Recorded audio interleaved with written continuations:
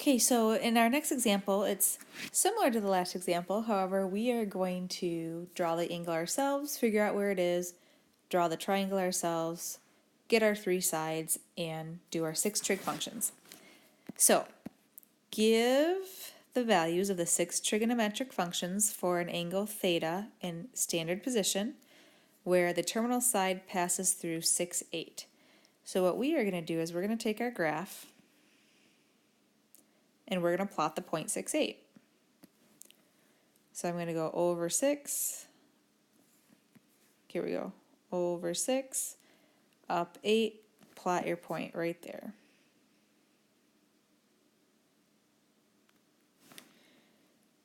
So we have our angle that is going through that point. So we're just going to go ahead and draw our angle through that point. Theta is going to be right here at the origin. Now what we want is a triangle. So if you remember from the intro video, I said you are never going to draw a triangle to the y-axis. You're always going to connect to the x-axis. What that gives us is a nice right triangle. And the other thing that's really nice is because it's on a graph, we can count to see how long two of the sides are. We know that we went over 6, so that side is 6. We also know that we went up 8, so that side is 8. What we don't know, however, is the hypotenuse of our triangle, so we will go ahead and find the hypotenuse over here off on the side. A squared plus b squared equals c squared. Remember, c squared is always the hypotenuse, so 6 squared plus 8 squared equals c squared. So we have 36 plus 64 equals c squared. 36 plus 64 is 100. Oh, this is working out nice. Square root both sides, and we get 10. So our hypotenuse over here is 10. The other thing we want to do that's going to help us out is to label our three sides in terms of theta. Across from theta is the opposite side. We know the hypotenuse is across from the 90 degrees, and our third side is the adjacent side. So we are going to go ahead. Well, hold on, we're going to do one more labeling. In the intro video,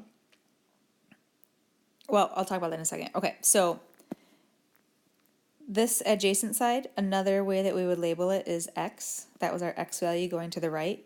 The opposite side is our y. And then the hypotenuse is our r. Kind of think about if I were to draw a circle all the way around here, this would be the radius of the circle. So that's kind of the idea where that comes from. Even though it's a triangle, that's kind of our thinking on that. Okay, so we are going to evaluate our 6 trig functions for that triangle, starting with sine. So sine of theta is equal to, and then in our heads we're going to say, oh yeah, that's so from SOHCAHTOA.